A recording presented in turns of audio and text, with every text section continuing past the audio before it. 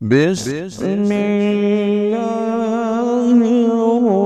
الرحمن الرحيم.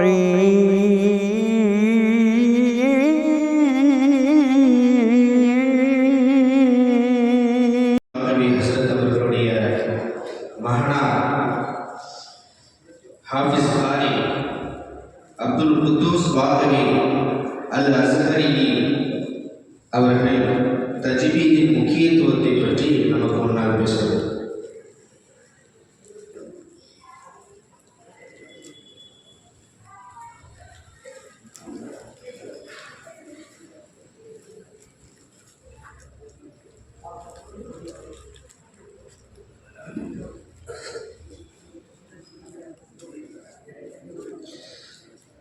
الحمد لله رب العالمين والصلاة والسلام على سيدنا محمد وعلى آله وأصحابه أجمعين أما بعد فقد قال الله تبارك وتعالى في القرآن العظيم والفرقان المجيد أعوذ بالله من الشيطان الرجيم بسم الله الرحمن الرحيم وننزل من القرآن ما هو شفاء ورحمة للمؤمنين ولا يزيد الظالمين إلا خسارا صدق الله العظيم.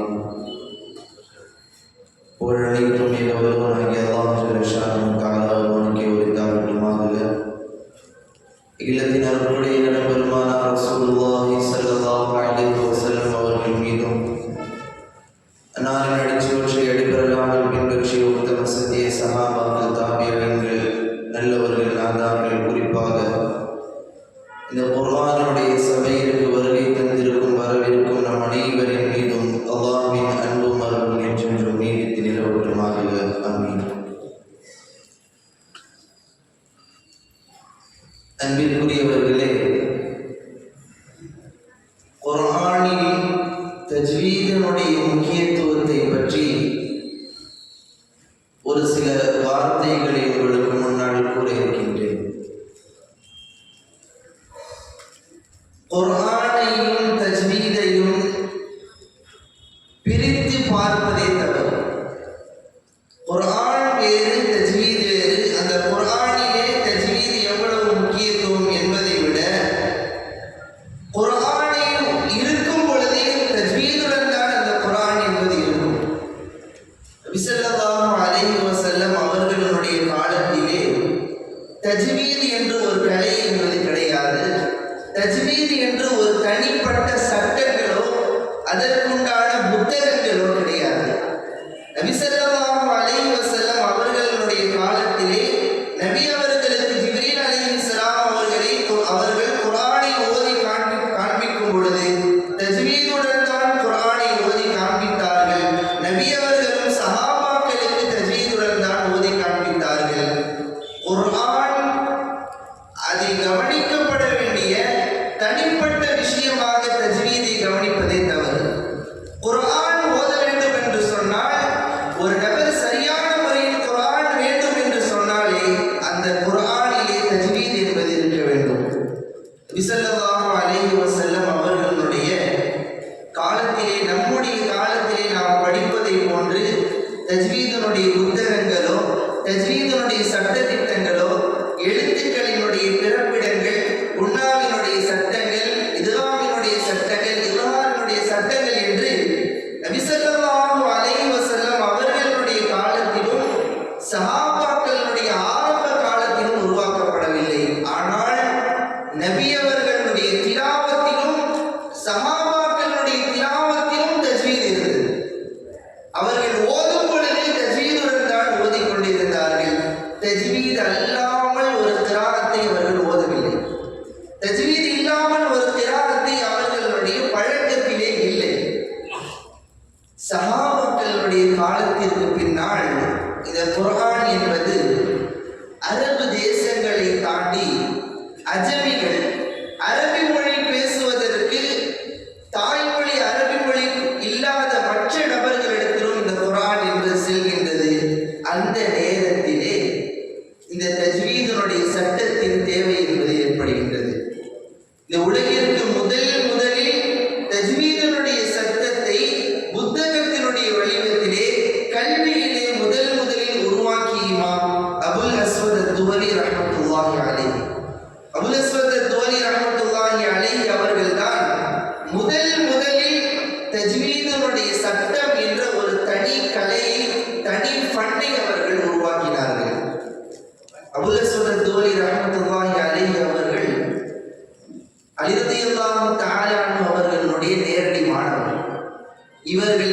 தஜ்வீதனுடைய கலையை உருவாக்குவதற்கு முக்கிய காரணம் ஒரு சம்பவம்.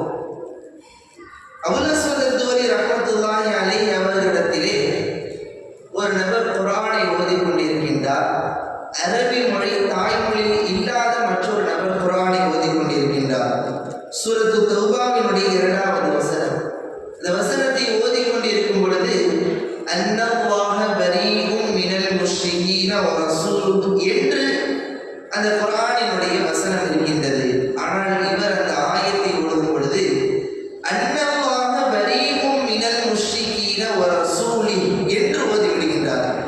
அல்லாஹ் தஆலா முஷ்ரிகீன்களை விட்டும் ரசூலை விட்டுமே அல்லாஹ் தஆலா நீங்கியவனாக இருக்கின்றான் என்று அர்த்தம் மாறக்கூடிய விதத்திலே அவர் ஓதிவிடுகின்றார்.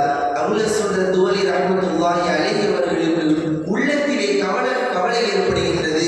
இந்த தஜ்வீதினுடைய சட்டங்களை நாம் உருவாக்க வேண்டும். ஒரு தஜ்வீதினுடைய குர்ஆனில் இருக்கக்கூடிய ஒவ்வொரு எழுத்துக்களுக்கும் ஹரக்கத்துகளை உருவாக்க வேண்டும் என்று அவர்களுடைய நாட்டத்திற்கு பின்னால் அபுல் அஸ்வத் அத்-துவலி ரஹ்மத்துல்லாஹி அலைஹி அவர்கள் குர்ஆனிற்கு ஹரக்கத் போடக்கூடிய அந்த வேலையை துவங்குகின்றார்கள். அத்தோடு தஜ்வீதினுடைய சட்டத்தையும் அவர்கள் சேர்த்து எழுதுகின்றார்கள்.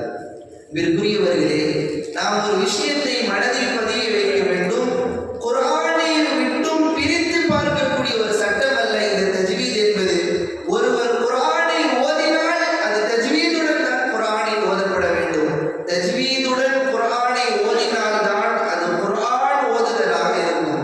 அல்ல என்றால் அது நமக்கு பாவத்தை தரக்கூடிய ஒரு விஷயமாக இருக்கும். தஜ்வீதின் மூலமாக பல்வேறு பலன்கள் நமக்கு கிடைக்கின்றது. ஒன்று, அல்லாஹ்வினுடைய திலாவத்தை ஓதுவதன் மூலமாக, அல்லாஹ்வினுடைய கலாமை ஓதுவதன் மூலமாக அவனுடைய சரியான நன்மைகள் நமக்கு கிடைக்க வேண்டும் என்று சொன்னால் அதனுடைய அர்த்தங்கள் சரியான முறையிலே பெற்றுக்கொள்ளப்பட வேண்டும். அர்த்தங்கள் சரியான முறையில் பெற்றுக்கொள்ளப்பட வேண்டும் என்று சொன்னால் தஜ்வீதினுடைய சட்டங்கள் பேணப்பட வேண்டும். அல்லாஹ் ஜல்லஷானஹு தஆலா குர்ஆனிலே கூறுகின்றார், وَنُنَزِّلُ مِنَ الْقُرْآنِ مَا هُوَ شِفَاءٌ وَرَحْمَةٌ لِلْمُؤْمِنِينَ. அல்லாஹ் தஆலா இந்த வசனத்திலே குர்ஆனில் இருக்கக்கூடிய 2 விஷயங்களை குறித்து அல்லாஹ் பேசுகின்றார். وَنُنَزِّلُ مِنَ الْقُرْآنِ مَا هُوَ شِفَاءٌ. இந்த குர்ஆனிலே மனிதர்களுக்கு அவர்கள் உள்ளம் ரீதியான நோய்களுக்கும் உடல் ரீதியான நோய்களுக்கும் நிவாரணத்தை இந்த குர்ஆனிலே நாம் வைத்திருக்கின்றோம் என்று அல்லாஹ் தஆலா இந்த வசனத்தில் பேசுகின்றார். விரும்புரியவர்களே, இன்றைக்கு நிறைய நபர்கள் குர்ஆனை ஓதுகின்றார்கள். என்னுடைய உள்ளத்தில் ஒரு நிவாரணமும் ஏற்படவில்லை, என்னுடைய உடலிலே எந்த ஒரு நிவாரணமும் ஏற்படவில்லை என்று அவர்கள் சொல்கின்றார்கள். காரணம் என்னவென்று சொன்னால், குர்ஆன் எவ்வாறு ஓதப்பட வேண்டுமோ தஜ்வீதினுடைய சட்டங்களை சரியான முறையில் நாம் பேணி குர்ஆனை ஓதுவோம் என்று சொன்னால் இந்த குர்ஆன் என்பது நம்முடைய உள்ளத்தில் இருக்கக்கூடிய நோய்களுக்கும் நிவாரணம் தரக்கூடியது, உடலில் இருக்கக்கூடிய நோய்களுக்கும் நிவாரணம் தரக்கூடியது. எனவே இந்த குர்ஆனில் இருக்கக்கூடிய நன்மைகளையும் அதில் இருக்கக்கூடிய பலன்களையும் நிவாரணங்களையும் சரியான முறையில் நாம் பெற்றுக்கொள்ள வேண்டும் என்று சொன்னால் தஜ்வீதுடன் நபி அவர்களும் சஹாபாக்களும் எவ்வாறு ஓதினார்களோ அந்த முறையில் ஓதினால் அவர்களுக்கு ஏற்பட்ட அந்த நிவாரணம், உள்ள தூய்மை என்பது நமக்கும் ஏற்படும். எனவே குர்ஆனினுடைய பலன்கள் சரியான முறையில் நமக்கு பெற வேண்டும் என்று சொன்னால் அதில் ஓதக்கூடிய முறைகளும் சரியான முறையில் இருக்க வேண்டும். நபி அல்லாஹ் தஆலா அந்த வசனத்தில் மற்றொரு அடுத்த வார்த்தையில் இவ்வாறு கூறுகின்றார், வரஹ்மத்துல் லில் முஃமினீன். இந்த குர்ஆன் என்பது முஃமின்களுக்கு நிவாரணமாக இருக்கின்றது. அத்தோடு வரஹ்மத்துல் லில் முஃமினீன், அவர்களுக்கு ரஹ்மத்தாக அருட்கொடையாக இருக்கின்றது என்று அல்லாஹ் கூறுகின்றார். ஸல்லல்லாஹு அலைஹி வஸல்லம் அவர்கள் பல்வேறு ஹதீஸ்களிலே நபி அவர்கள் கூறியிருக்கின்றார்கள். சூரத்துல் பக்ராவினுடைய வசனங்களை ஒரு வீட்டில் ஓதினால் அந்த வீட்டில் இருக்கக்கூடிய கஷ்டங்கள் நீங்கிவிடும், அதில் இருக்கக்கூடிய சிரமங்கள் நமக்கு நீங்கிவிடும். அதே போன்று குல் என்று ஆரம்பிக்கக்கூடிய அந்த குல் அஊது பிரப்பில் ஃபலக், குல் அஊது பிரப்பின் நாஸ் போன்ற சூறாக்களை ஓதினால் நமக்கு ஏற்படக்கூடிய ஷைத்தான், ஜின்களுடைய தீ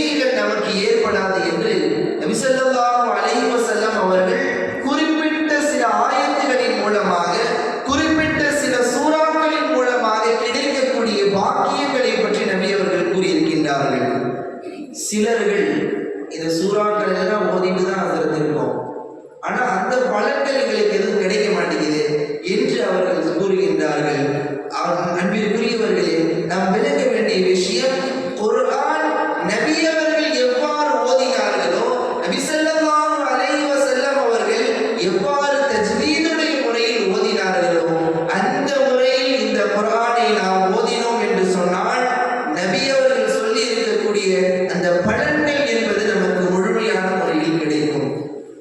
குர்ஆனை தஜ்வீதுடன் ஓதுவதன் மூலமாக குர்ஆனில் இருக்கக்கூடிய எல்லா விதமான பலன்களையும் நாம் பெற்றுக்கொள்கின்றோம்.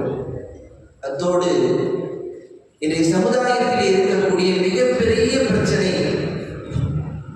இளம் மாணவர்களுக்கு மத்தியில் இருக்கக்கூடிய பிரச்சனை, குர்ஆனை தாண்டி சினிமா பாடல்களை கேட்பதின் மீது இருக்கக்கூடிய மோகம், சினிமா பாடல்களை கேட்பதின் மீது இருக்கக்கூடிய ஆசை என்பது அவர்களுக்கு அதிகரித்துக் கொண்டிருக்கின்றது. ஒரு நபர் குர்ஆனை தஜ்வீதான முறையிலே ஓதி சரியான முறையிலே குர்ஆனை ஓதுகின்றார் என்று சொன்னால் அவர்களுடைய மோகம் என்பது குர்ஆனை தேடிதான் செல்லுமே தவிர இந்த சினிமா பாடல்களின் பக்கமோ பாவமான காரியத்தின் பக்கமோ அவர்கள் சிந்தனை என்பது செல்லாது. குர்ஆனை தஜ்வீதாக ஓதுவதன் மூலமாக குர்ஆனில் இருக்கக்கூடிய பலன்களையும் நாம் பெற்றுக்கொள்கின்றோம். அத்தோடு நம்முடைய சிந்தனையிற்கு நிம்மதியையும் அமைதியையும் நாம் பெற்றுக்கொள்கின்றோம். இன்றைக்கு குர்ஆனில் ஓதக்கூடிய விஷயத்திலே எல்லா நபர்களும் வளர்ச்சியை காண வேண்டும், அடுத்த தரத்தை நோக்கி பயணிக்க வேண்டும். நீங்க நிறைய நபர்கள் குர்ஆனை ஓதிட்டோம் அப்படின்னு சொன்ன போது பெரிய சாதனை படைத்து விட்டதை போன்று அவர்கள் எண்ணி விடுகின்றார்கள். ஒவ்வொருவரும் குர்ஆனினுடைய கல்வியிலேயும் அதன் சம்பந்தப்பட்ட விஷயங்களிலேயும் அடுத்த கட்டத்தை நோக்கி பயணிப்பதற்கு முயற்சி செய்ய வேண்டும். உதாரணமா ஒருத்தவங்க குர்ஆன் ஓதவே தெரியல அப்படின்னு சொன்னா குர்ஆன் ஓதுறதுக்கு முயற்சி செய்யணும். யார் குர்ஆன் ஓதுவதற்கு அறிந்திருக்கின்றார்களோ அவர்கள் குர்ஆனை தஜ்வீதுடன் ஓதுவதற்கு முயற்சி செய்ய வேண்டும். குர்ஆனை யார் தஜ்வீதுடன் அறிந்திருக்கின்றார்களோ கிராஅத்துடன் ஓதுவதற்கு முயற்சி செய்ய வேண்டும். கிராஅத்து தஜ்வீத் எல்லாம் வந்துருச்சுன்னு சொன்னா குர்ஆனை மனனம் செய்வதற்கு முயற்சி செய்ய வேண்டும். குர்ஆனினுடைய ஒரு சில பகுதிகளை மனனம் செய்வதற்கு தூங்கிவிட்டால் குர்ஆனை முழுமையான முறையிலே ஹாஃபிஸ் ஆகுவதற்கு முயற்சி செய்ய வேண்டும். இன்றைக்கு நிறைய நபர்கள் குர்ஆனினுடைய கல்வியிலே ஒரே தரத்தில் இருக்கின்றார்கள். அடுத்த கட்டத்தை நோக்கி நாம் பயணிக்க வேண்டும். குர்ஆனை மனனம் செய்வதற்கு முந்தைய காலத்துல எல்லாம் பார்த்தீங்கன்னு சொன்னா சின்ன சின்ன பிள்ளைங்க தான் வந்து மனனம் செஞ்சுட்டு இருந்தா அப்படின்னு ஒரு வயது வரம்பு என்பது இருந்தது. தற்காலத்திலே அந்த வரம்புகள் எல்லாம் முறியடிக்கப்பட்டு விட்டது. 10 வயது உள்ள மாணவனும் குர்ஆனை ஹிஃப்ஸ் செய்கின்றான், 60 வயது இருக்கக்கூடிய பெரியவர்களும் ஹிஃப்ஸ் செய்கின்றார்கள். ஒரு ஆச்சரியமான விஷயம் என்ன என்று சொன்னால், காயல்பட்டினம் என்று சொல்லக்கூடிய ஒரு ஊர், நமக்கெல்லாம் தெரியும் இந்த காயல்பட்டினம் என்ற ஊர், அறிந்திருக்கக்கூடிய ஊர். அந்த ஊரிலே ஒரு பெண்மணி குர்ஆனினுடைய ஹாஃபிஸா சனதை பெறுகின்றார். அந்த பெண்மணியினுடைய வயது 64 வயது. பெண்மணியினுடைய வயது 64 வயது. குர்ஆனை மனனம் செய்ய வேண்டும் என்று அவர்களுக்கு ஆசை ஏற்பட்டது 59 வயதில். நாம் எல்லாம் நினைத்துக் கொண்டிருக்கின்றோம், இதை நமக்கு வயசு ஆயிடுச்சு, இதுக்கப்புறம் நம்ம குர்ஆனை ஓத முடியாது, மரணம் செய்ய முடியாது, நம்மளால் எப்படி தஜ்வீதாக ஓதுறது, நம்மளால் எப்படி காரியாக ஆகிறது என்று நினைத்துக் கொண்டிருக்கின்றார்கள். இன்று தொழில்நுட்பத்தினுடைய வளர்ச்சி எங்கு இருந்து வேண்டாலும் யார் வேண்டாலும் ஹாஃபிஸ் ஆகலாம். அவர்களுக்கு நேரத்திற்கு ஏற்ப ஆன்லைனுடைய வகுப்புகள் விசாலமான முறையில் இருக்கின்றது. எனவே அன்பிற்குரியவர்களே, குர்ஆனை அடுத்த கட்ட கல்வியை நோக்கி பயணிப்பதற்கு முயற்சி செய்யுங்கள். ஒவ்வொருவர்களும் தஜ்வீதான முறையிலே குர்ஆனை ஓதுவதற்கு முயற்சி செய்யுங்கள். அல்லாஹ் ஜல்ல ஷானஹு தஆலா குர்ஆனை நபி ஸல்லல்லாஹு அலைஹி வஸல்லம் அவர்களும் சஹாபாக்களும் எப்படி குர்ஆனை ஓதினார்களோ அதே போன்று குர்ஆனை ஓதுவதற்கும் இந்த குர்ஆனின் மூலமாக அவர்கள் என்னென்ன பலன்களை எல்லாம் பெற்றுக் கொண்டார்களோ அந்த எல்லா பலன்களையும் நாமும் பெறுவதற்கு அல்லாஹ் ஜல்ல ஷானஹு தஆலா தௌஃபீக் செய்வானாக. ஆமீன். வாஹிர் தஅவானா அல்ஹம்துலில்லாஹி ரப்பில் ஆலமீன். அஸ்ஸலாமு அலைக்கும் வரஹ்மத்துல்லாஹி வபரகாத்துஹு.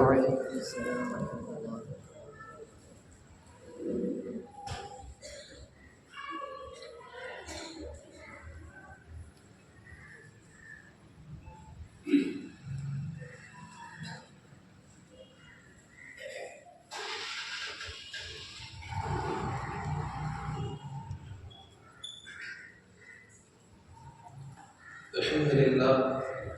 பயான் நிகழ்ச்சி நிறைவுற்றது. அடுத்து இன்ஷா அல்லாஹ் கிராத்தில் ஆர்வம் நடைபெற இருக்கிறது.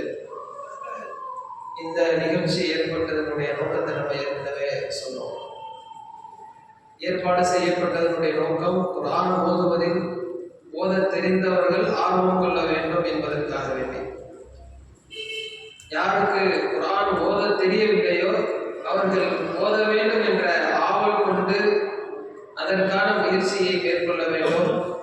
அப்படி முன்வரக்கூடியவர்களுக்கு குர்ஆனை கற்றுக் கொடுப்பதற்குண்டான ஏற்பாடுகளை செய்து கொடுப்பது என்ற அடிப்படையில் தான் இந்த நிகழ்ச்சி ஏற்பாடு செய்யப்பட்டது. அது மாதிரி யார் குர்ஆனை ஓத நல்ல முறையில் தஜ்வீதோடு ஓத கற்று இருக்கின்றார்களோ அவர்களை குர்ஆனை மரணம் செய்ய வைப்பது, ஹாஃபில்களாக உருவாக்குவது. அது வயது வந்தவர்களாக இருந்தால் அவர்களுக்கென்று வயது வந்த ஆண்கள், பெண்கள் அல்லது பெரியவர்கள், இது மாதிரி சிறியவர்களுக்கு ஏற்கனவே மதரசா நம்ம இங்கே நடத்திட்டு இருக்கிறோம். இப்படி அவரவர்களுடைய தேவை, எனக்கு குர்ஆனை ஓத தெரியும் ஆனால் தஜ்வீத் முறைப்படி ஓத தெரியல அப்படிங்கிறவங்களுக்கு தஜ்வீத் முறைப்படி எப்படி குர்ஆனை கற்றுக்கொள்வது, அதற்குண்டான ஏற்பாடுகளை செய்வது என்பதுதான் இந்த மஜ்லிஸினுடைய கூட்டத்தினுடைய முக்கியமான நோக்கமாக இருக்கிறது. ஆகவே தங்களுடைய நிலைக்கு தகுந்தவாறு யாருக்கு எதன் மீது ஆர்வம் இருக்கிறதோ அந்த ஆர்வத்தை தாங்கள் வெளிப்படுத்தி தங்களுடைய பெயர்களை பதிவு செய்து கொண்டால் அதற்கு தகுந்த அடிப்படையில் உங்களுக்கு இன்ஷா அல்லாஹ் பரங்கிப்பேட்டை நகர ஜமாத் உலமா அதற்குண்டான ஏற்பாடுகளை செய்து தரும் என்பதை இந்த நல்ல சந்தர்ப்பத்திலே உங்களுக்கு தெரியப்படுத்திக் கொள்கிறேன். அஸ்ஸலாமு அலைக்கும் வரஹ்மத்துல்லாஹி.